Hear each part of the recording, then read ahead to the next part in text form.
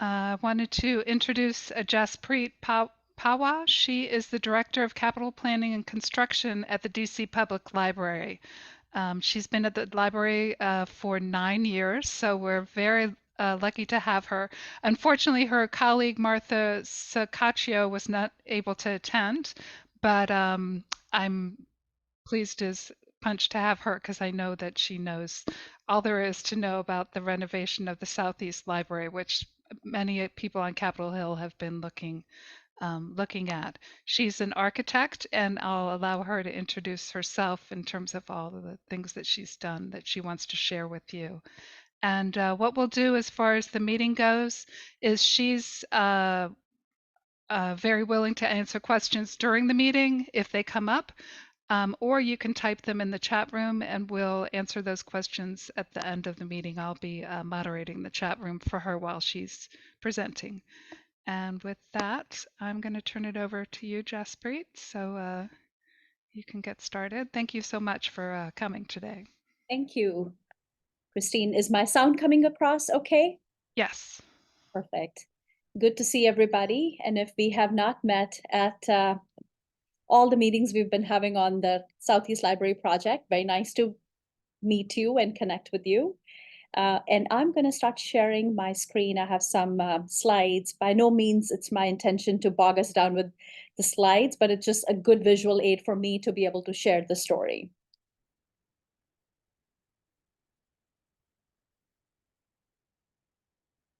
Okay. Let me know if you're able to see my screen at this point. Yep, it looks great. Perfect. A little bit about me. As Christine said, I'm an architect, and my focus has been award-winning built environment endeavors on the civic spaces. And as the director of capital planning and construction, my focus is also raising the bar on design excellence. And we are celebrated. DC Public Library is a CHRS institution, as most of you know, and support us. There's a lot of exciting work going on in our built environment, and I'm happy to talk to any of you offline. You can also connect with me on LinkedIn. And I've had the good fortune of sharing some of our stories, at Harvard, especially at the design program that they offer for the future of library design, presented at academic library conferences as well. And as a sustainability champion, I've been able to provide some insights from our journey at the Decarbonization Summit. We've also been tapped into, because of our design excellence street cred, we've also been tapped by the federal government GSA Design Excellence Program to be on that jury. So I just wanted to give you a little bit of flavor of who I am. This fast-talking individual is originally from New Delhi, and as a product of my environment, you'll see those traces come in. Okay, so when I was thinking about what's meaningful to the audience that I anticipate would be joining in today, I thought about what's a good way to share our story. And like all good stories, this is a story of a journey. Southeast Library, which again is a cherished library in the community, has a lot of history, and there's been evolution of the community needs since it was originally built, and where we are in that journey now. So I've kind of structured this conversation. I'm thinking of this as an ongoing conversation with our stakeholders, including Capitol Hill Restoration Society. And in that, I want to share, the regulatory rigor that we went through, our journey of taking the existing library and creating a design, and the ongoing journey of construction.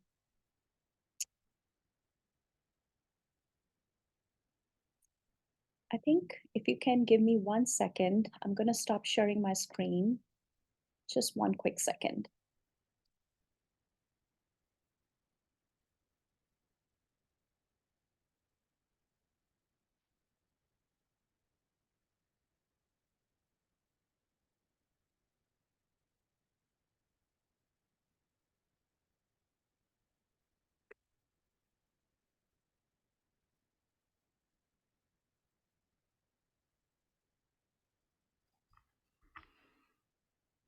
Sorry about that. I just needed to.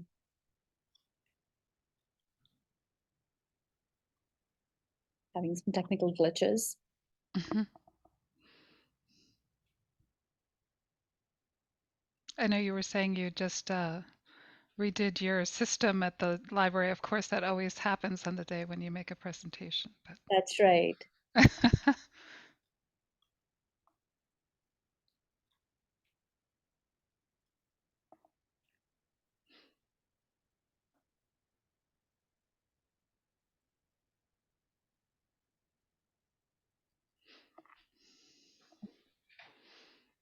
Let's try this one more time.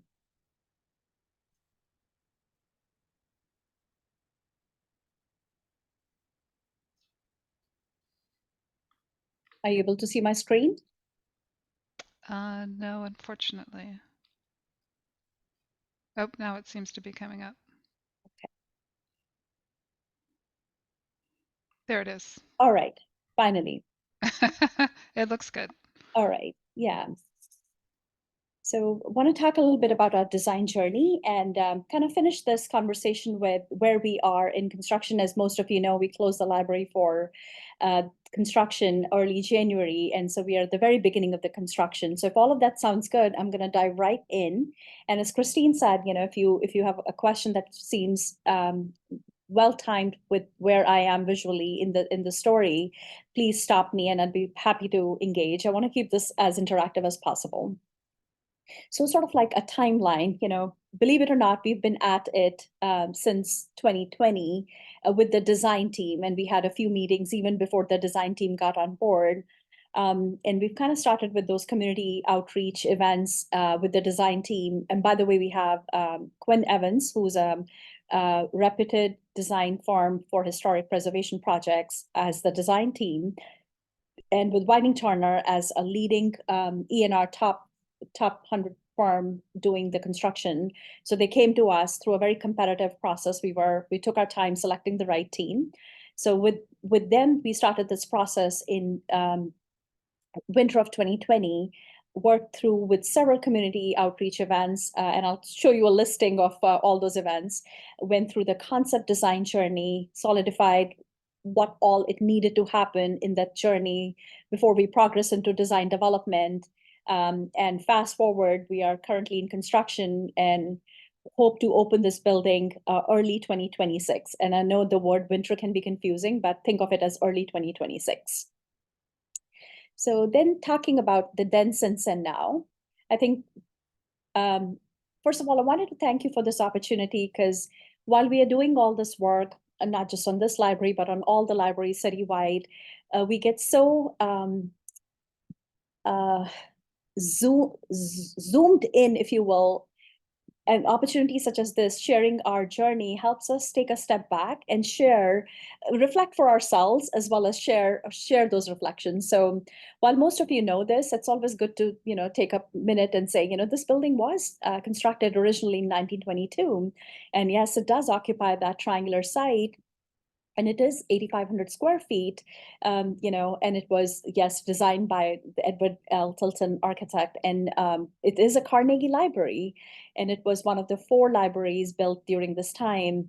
We had the original Central Library, which is now the Apple Store, the Tacoma branch library, southeast, of course, and the Mount Pleasant Library. And as you guys know, since Capitol Hill Restoration Society had a role to play in it, in 2021, the Historic Preservation Review Board designated the library as a historic landmark.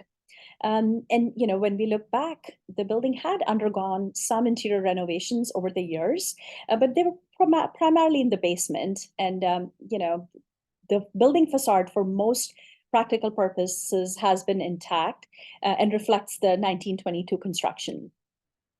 So since the original building was built, there has been, fortunately, Southeast Library is one of the most well-attended libraries. I was just with a colleague looking at the attendance. Gate count is a metric that we measure our success of any location by. And to give you an example, the Southwest Library, which is not too far from you, before the renovation in 2017, Southwest Library also underwent a fantastic renovation, which we are it was rebuilt, and we're very proud of that. But before the renovation or the rebuild, that building had a gate count of, say, in 2017, 95 some thousand people, whereas the Southeast Library, the same year, at half its size had 160,000 visitors. So that kind of just gives you a scale of how well loved and well used this location is. And so definitely making qualitative improvements while not sacrificing the the square footage was important. And to give you some context, our neighborhood libraries tend to be an average of 21,000 square feet, give or take. Knowing the constraints, I think when we looked at the programmatic services that absolutely needed, it equated to somewhere in the realm of 19,000 square foot and change. So one of the other goals that was having a universally accessible public entrance, which was no way less celebrated than the main entrance without downgrading the historic entrance. So that was a key goal for our senior community, for our community with disabilities, for parents and caregivers who have a need to come into the library with strollers. Preserving and rehabilitating the historic landmark, that's goes without saying, but it is a goal that we want to keep front and center. Restoring and reinterpreting the historic site, as you know, what the original site had versus what it became over time had some changes. And in this age and time, all buildings need to perform at a level that's conscious of its environmental footprint. So replacing all building systems is central to the project goals. So with all of that, and I'll kind of, I know this slide is a little text heavy, but I wanted to kind of just put this out front. If somebody's looking at it later, they can dwell on it a little bit more. The main thing we want to do when we want to expand is be careful of where the expansion will take us. And the scale of the existing library and how it reconciles the residential scale of the neighboring townhomes, as well as the layout, how it lends itself to providing the line of sights that are critical in a public space where youth, children, families all come, and it's a safe place for the entire demographic. And then and kind of show you some visuals that'll bring this notion of how you expand and also keep a quality of space intact by introducing natural light. All of you are extremely familiar with it, but I wanted to just take a second to say, it's important to look at historic pictures and sketches that give you a sense of what informed the design at the time. And if you look at it, there were no magnolia trees in the original design, which over time were planted and grew and kind of essentially hit the building, the temple on the hill. It took away from it, and so we kind of went back to those photographs with our design team, and it made sense to kind of reinterpret it in the original way it was designed. I'll just kind of stop here for a minute. There are some interior contributing features that we have obviously safeguarded all these years and are being restored as part of the journey. And you can see some of them in the fireplace up above, the columns. And historic drawings, those are always interesting. And I shared these photographs because or these sketches, which we have some very fuzzy, hazy drawings that we collaborated with the Historic Preservation Office and tried to understand what is hiding in this building when we peel the layers back. Floor plans have a role to play as well, to some extent. And then understanding the context since this building was originally built. What happens on each side? What happens across the street on the Metro Plaza? And of course, things such as a ramp that was added to meet the ADA, which doesn't necessarily did not do justice to the building or to the community. It did not offer an equitable experience. And then again, zooming out to see what's in context. As architects, we love looking at our site plans. And the neighborhood analysis, I think this is sort of like important to understand that historic viewshed along South Carolina, and the connection to the Eastern Market Metro Plaza. All of this is informed in so many different ways how the design journey took off. The rhythm along South Carolina, the massing relationships, and those of you who have been in this journey with us probably recall all the iterations that we went through collectively to arrive at the design where it is. And community conversations, we are a public library, which means that we exist for the sole purpose of serving the community. And how you define community is always an interesting question. We want to make sure there's a diversity of voices that are coming to the table and informing, participating, getting empowered through this process.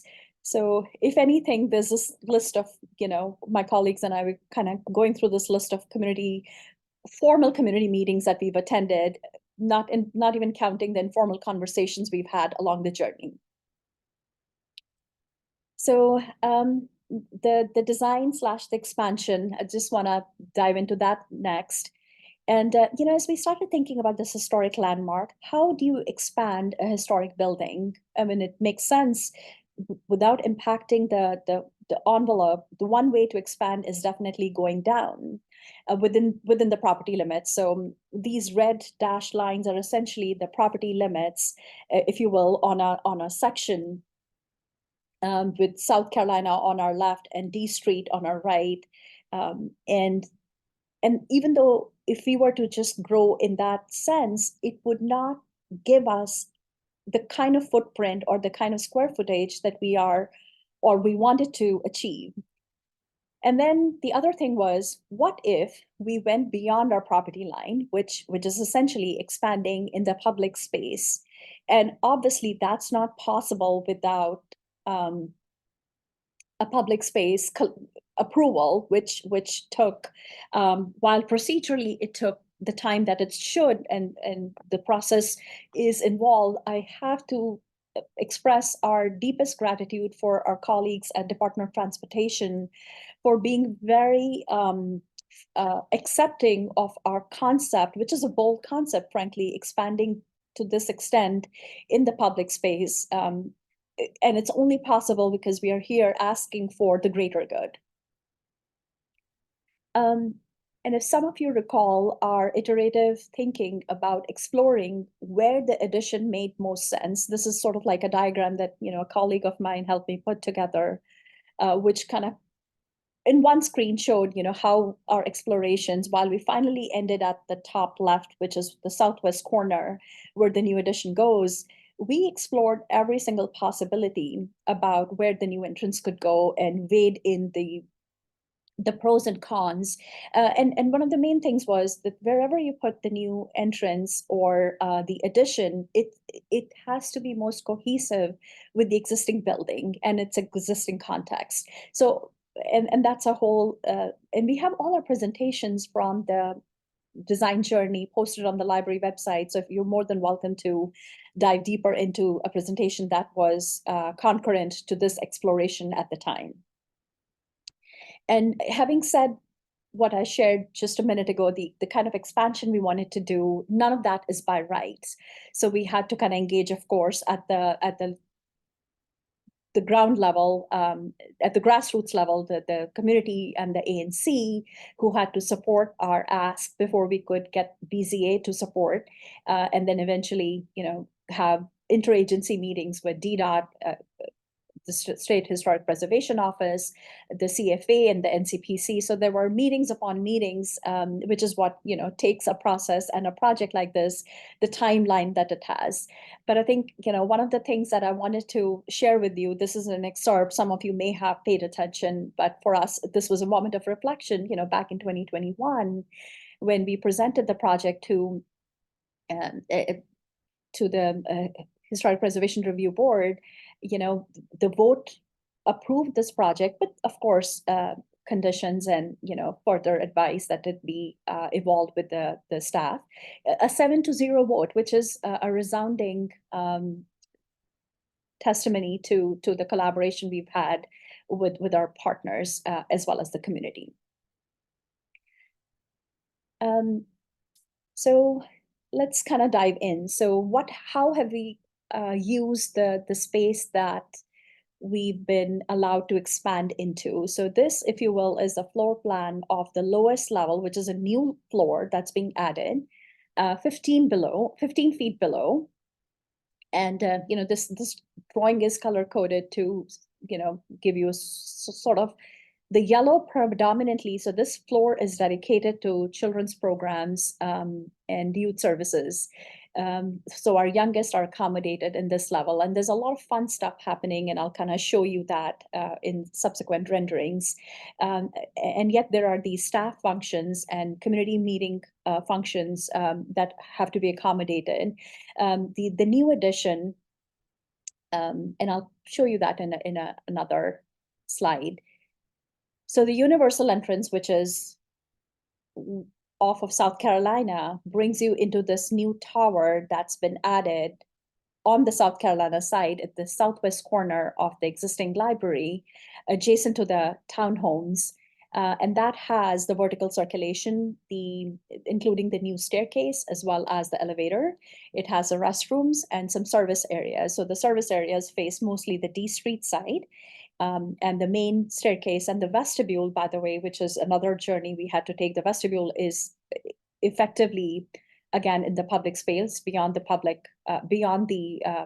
site, the property line. And that was another process that we had to work through. This building was pressure tested to be the minimal it can be without encroaching into the public space, which is the justification. Several diagrams had to be done and provided to the regulatory group because every project that's approved sets precedent for subsequent projects, so that the folks who have to approve this need all the justifications that they can have before an exception or a waiver is granted. So this level, which once you enter into the universal entrance, is dedicated mostly to community programs, to all age groups. So the large meeting room, which is as large as it gets for a library this size, accommodates, depending on how you set up the room, it can accommodate up to anywhere from between 20 to 40 people, if you're using an all chairs versus tables and chairs format. And then the light well, I think this is a pivotal concept to this renovation. The yellow that you see in the middle is essentially the light well that travels the entire length of the building and brings light from the roof all the way to the lowest level. So I can toggle back. So it brings light to this level as well, which is the new lowest level. And then up, we've also kind of gotten another skylight. I don't know if you guys can see me move my cursor. As you enter the universal entrance, there is an open to above area, which again kind of brings in the light from the new addition, which has baguettes and transparency. Our goal always is to be able to maximize light and views into the library. That's a guiding principle we have for the design and renovation of all our projects. And these two elements help us retain that design principle. This floor plan is again color coded to convey, we've got a conference room for 6 in this corner. Again, not sure if you guys can see me move my cursor, but if you look at the southeast corner of the plan, there's a conference room, and right across from it is a study room. We never like to have a staff entrance and the public entrance be the same. Our staff comes to the library earlier, and then the library opens to public, and it just makes sense for them to enter through a not discrete, but a separate entrance, so that they are not kind of navigating their way through patrons who may be lining up waiting for the library to open, and same thing at closing. So the staff entrance, the new staff entrance is off of D Street on this side. And the main level, the historic level, and I think you'll also see how we've been very sensitive in our approach to interior design. The historic level is being restored to its original glory, if you will, retaining all the structural and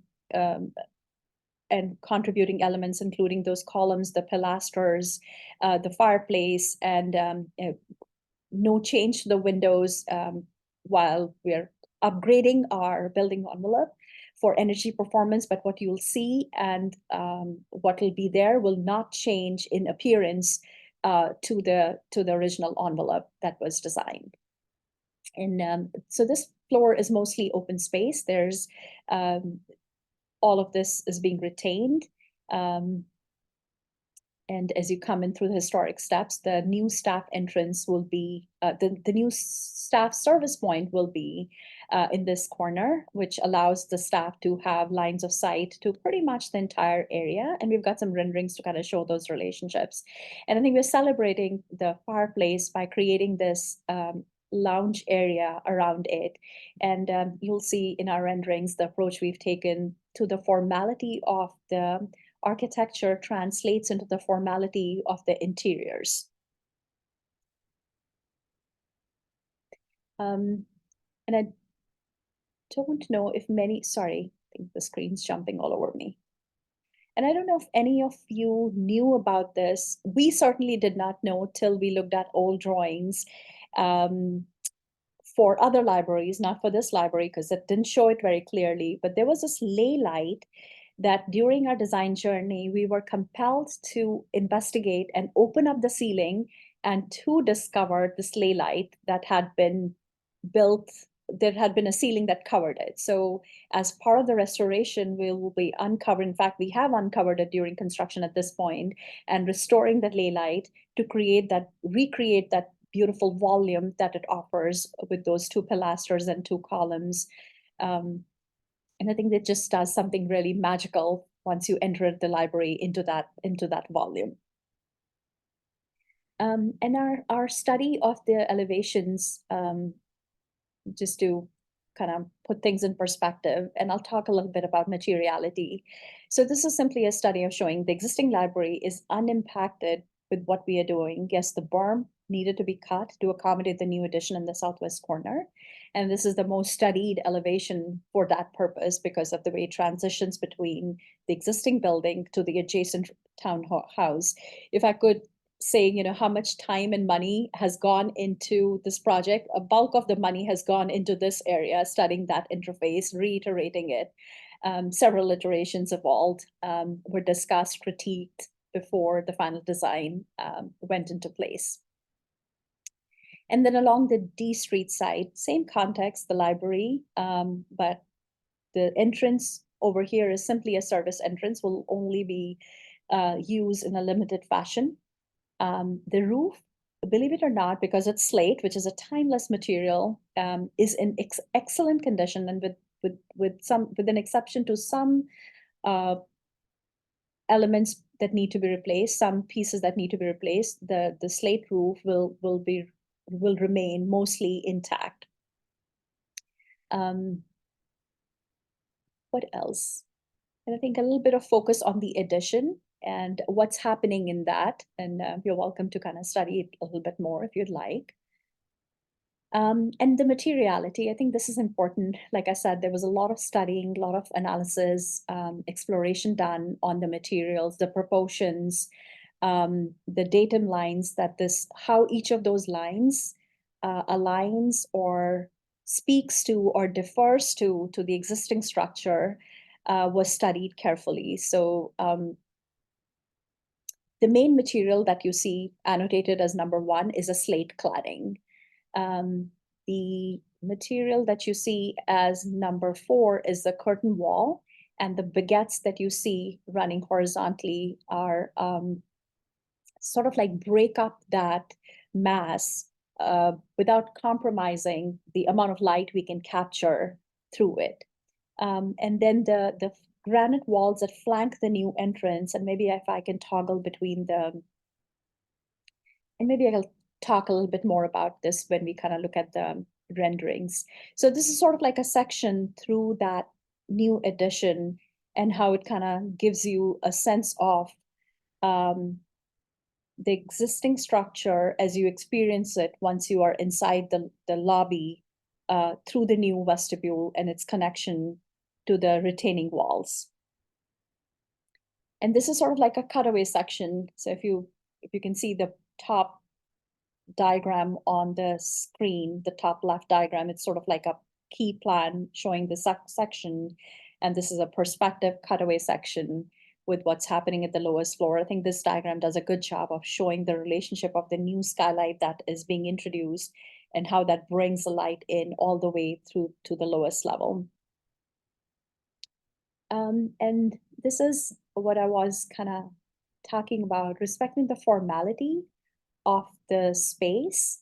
And if you look at the flooring, while it's wood, in the same treatment as the contributing interior elements, such as the columns in the fireplace, we've intentionally done a wood species that distinct from the color and the finish of the columns that they were originally intended. But if any of you remember how glossy over the years that the columns had gotten, that was not the original intent. So we're going to scale it back and finish it in that matte finish to what was the original design. But the flooring, while it will be wood, it will be distinctly different than the historic elements. And the same homage to the materials, while our typical bookshelves don't in this time and age have bookends, which are essentially wood. In this library, on this floor, it made sense to have the bookshelves still in between the windows as they were in the original building, and still have them wrapped in wood. We would have loved to restore what were the original bookshelves, except they were not in a good state. In fact, we just finished taking those off, and there was a lot of asbestos on the backside of the bookshelves. So this is the next best thing to do in our collective minds, is to create something that acknowledges it's not an existing material, but was not an existing material, but pays homage to the intent of the original design. And I think this is a good shot of how the light comes in through. And it's an aperture in the floor. This is a shot of the where the existing building will have a connection point, a physical connection point to the new addition at that historic level. And it's the contrast is clear. So you have a clear delineation of the historic versus the new addition. And this is another view looking up as you enter. Again, the vocabulary of materials for the new edition is of its time. And this is the new entry area, or the level where we have the new entrance, the new universal entrance. So this starts to become a little less formal in its materiality, but it still retains the apertures and the rhythm of apertures from up above. We've introduced some new elements, as you can see, above the windows. And it's a great, it's a prefabricated product that would be installed to allow a deeper penetration of light from just above where the berm is. Another shot of the kind of interior finishes and design approach. And this is our lowest level, which is the new youth services and children's services level. And this is where we thought our interior design team did a fantastic approach.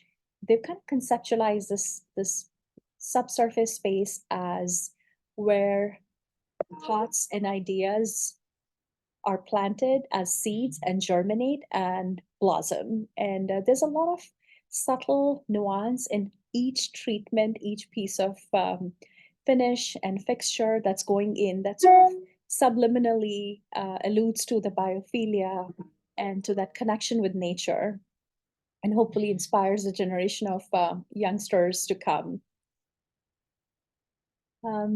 And then while we've kind of created this space in that level, there's also this space that can over time evolve as the needs of the library evolve. But for now, it's designated as computing space with appropriate furniture. And this is a shot, it's a rendered image of how we hope the space will be used. The meeting space will be used when it's not in meetings. It could be used for story time. And then the rendering of the view of the south entry. There's a lot of studying that happened to where the sign Southeast Library could be. Some of you may recall we had iterations where the sign was vertically on the addition itself as opposed to on the canopy. This is where we landed. And a night view of it, as some of you who've been with during our community meetings, while we started in the pre-COVID world, we transitioned to when we were in the pre-COVID world, we were having traditional physical meetings, and then during COVID, we had to pivot and have these meetings be hosted virtually. Um, Regardless of how and when we hosted the meetings, there was a recurring theme of committing to safety by design, and that required some deeper thinking and analysis on finding the right mix of keeping the scale, the civic presence, and yet keeping the space feel safe, um, while being a good neighbor to our residential adjacent neighbors.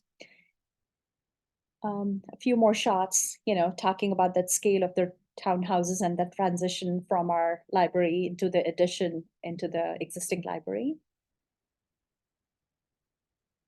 And the landscaping, I will say this, that one of the comments that this rendering does not take into account is simplifying the landscape. That's something we still need to work through. For maintenance, we want to plant what seems can be well maintained. And that's a comment that we are going to be shepherding as we get closer to the submittal process in construction. And for those of you who are plant enthusiasts, this may be a good slide to digest. In construction, I figured it'll be fun to kind of share, what's happening. Some of you may not have had the luxury of receiving the updates. I sent out regular updates. I've sent out at this point 3 updates since the construction started, sharing some of the fun stuff and some of the progress as visuals. And of course, none of you who live there could have missed the construction fencing that went into effect that first week in January. On the inside, all the contributing elements have been protected. These pictures, in fact, don't show the protection that has finally gone in. We wanted to kind of show pictures that showed what was being protected. And of course, the trees have been since gone. There's been, some ongoing. The picture on the bottom left is, a picture from the last week in January, which still had the ceiling. And as I quickly walk you through some of these photos, you'll see the ceiling and that main level getting removed, to in the picture at the bottom middle, showing the entire ceiling and the removed and the volume exposed. And if I can draw your eye to the bottom left picture that shows the brick, it's beautiful masonry, and it's interesting that you have brick at the top, brick at the bottom, and you have these terracotta pieces in the middle, which none of us were expecting. There's a lot of interesting things that are come to our attention now that we've peeled all those layers back. Some of those are here as well. So this is right hot off the press. I actually went to the site this morning and I saw slightly more iteration of what you are seeing on the screen. And I was asked to remind that during the construction, the interim services can be found at Northeast Library and at the Arthur Capper Tech Express. And that's sort of like what's more detailed in our construction timeline. And I think that's everything that I have. I can stop sharing my screen, and happy to hear comments, thoughts, questions. Thank you so much, Jaspreet. I had some, let me just look. There was a question in the chat. Yeah. And let me read that off. And you did mention this, but what material is, well, maybe not specifically, what material is the interior flooring made of?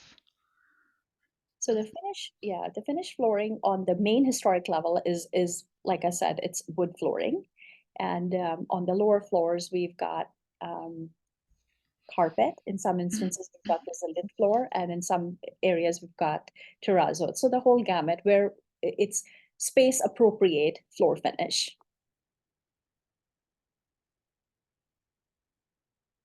And then if anybody has questions, feel free to either raise your hand or just start talking if there's a lull. I want this to be informal, but we do have quite a few people, but it's not crazy. Um, so um, actually, there was a question, and I'm just going to go ahead. If Jen, I hope you feel okay if you want to just take your phone off, the computer off mute and ask the question here. Uh, Sure. Hi, everybody. Thank you. I really appreciate the presentation. It was very thorough and thoughtful, and I'm reassured that the process seems to have really taken in a lot of different factors. So thank you for the care you're taking. I'm curious. I was sad to see the trees go. It's interesting to hear they weren't part of the original site, and I'm curious if you could talk a little. I'd love to hear you talk a little more about some of the landscaping choices and other features, like will there be bird safe glass perhaps used, to try to make the building, that was a nice sort of inadvertent green space for a while, and it'd be nice to see it contribute to the ecosystem of the neighborhood as well as the cultural and literary and social life. And thanks again. I really it was an impressive presentation. Appreciate your being here. Thank you. Appreciate those very kind comments, Jen. So the landscape design, what we shared in the visuals, we have Honey Jordanman as the landscape architect who's been collaborating with our design partners at Quinn Evans.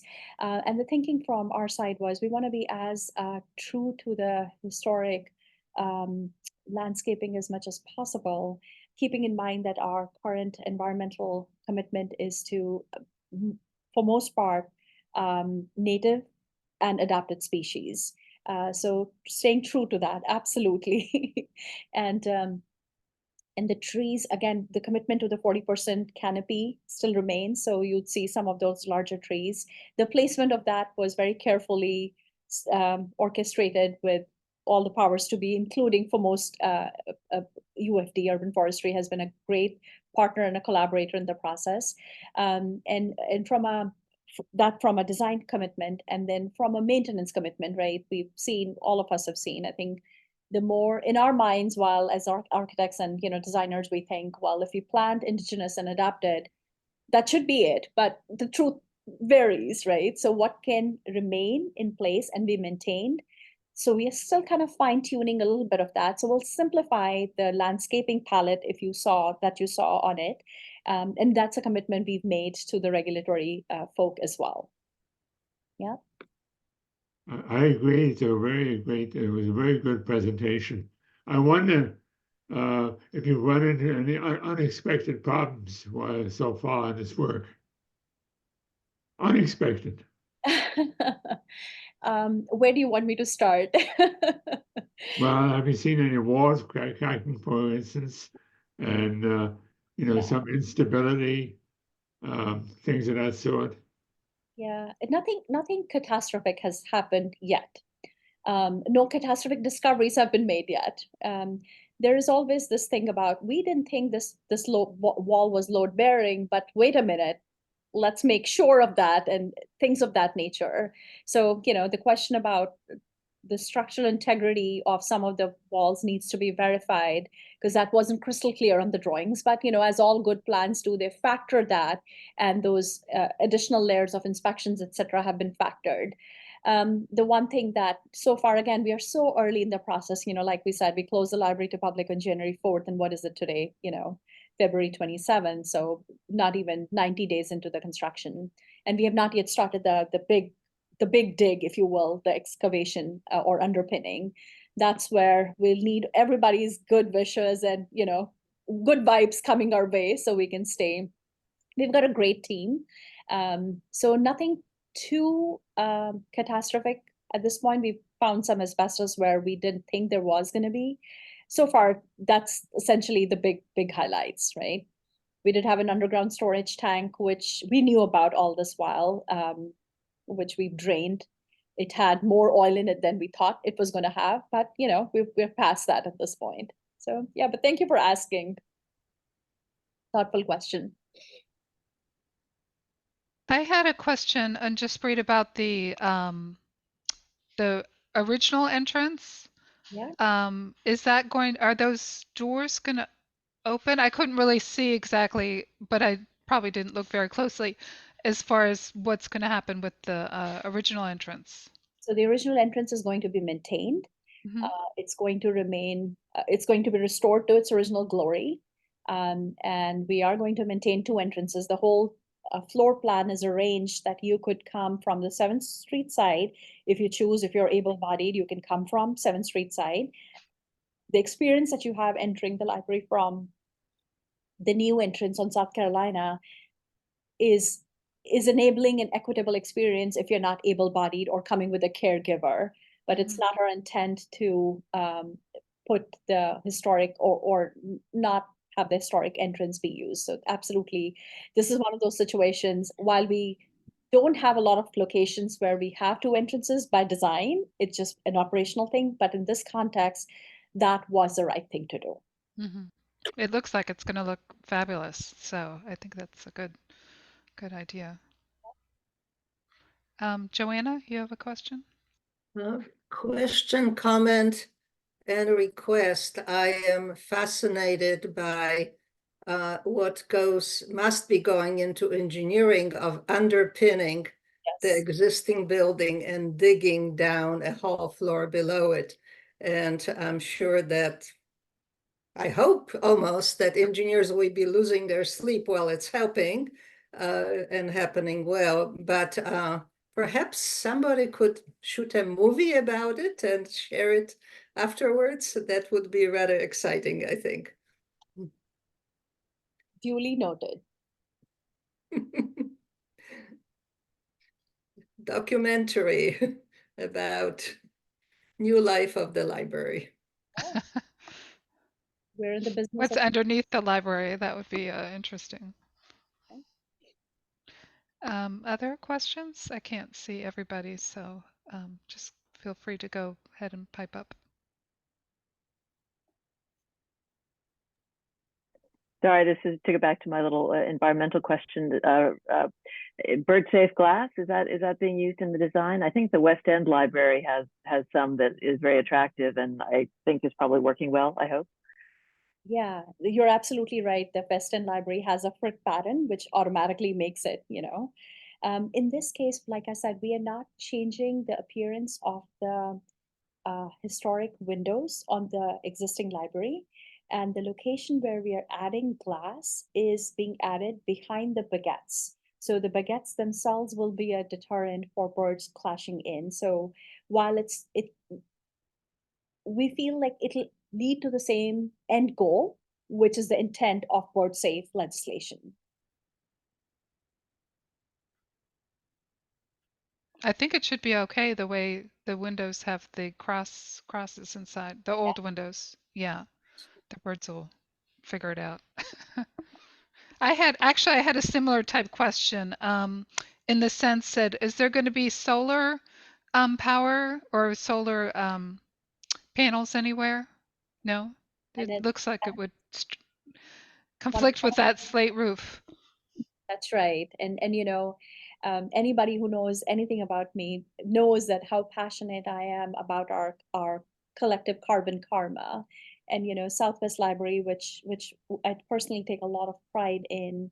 We hit LEED Platinum there, and of course, it's a different project. We were rebuilding on the same site from scratch, and we had the entire roof covered with solar panels. Where it's not covered with solar panels, it's vegetated. So green roof in more than one ways there. While our intent coming into this project was exactly maximizing our environmental gestures, in this context, the slate roof was a historic contributing element. And while we did a decarbonization study in the beginning, the solar roof or leave alone geothermal was not a possibility. It's what's the constraint of an existing historic building. Joanna, you have another Yes. question? But I am sure that the new library will be well insulated, the energy efficiency measures, all you can do Absolutely. with existing building and new materials. I'm sure that will significantly improve the performance of the building.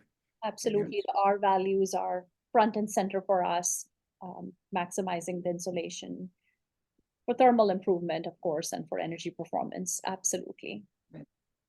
And I'm sure lighting will be also energy efficient. LEDs, Yes, they 100%. might look traditional, but they will be energy efficient.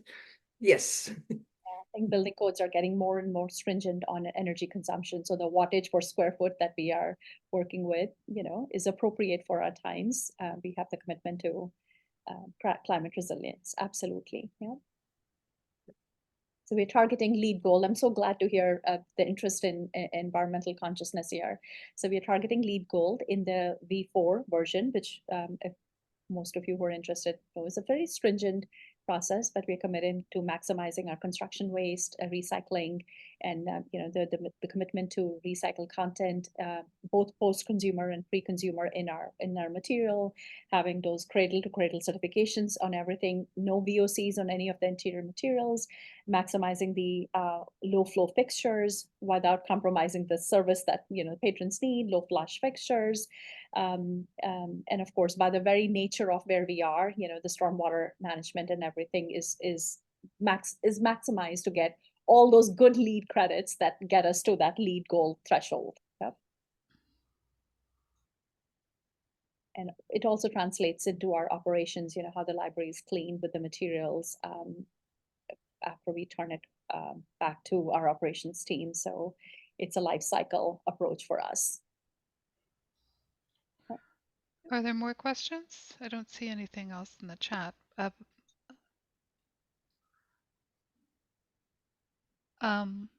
Well, if I don't see, go ahead. Yeah, please go ahead, Jen.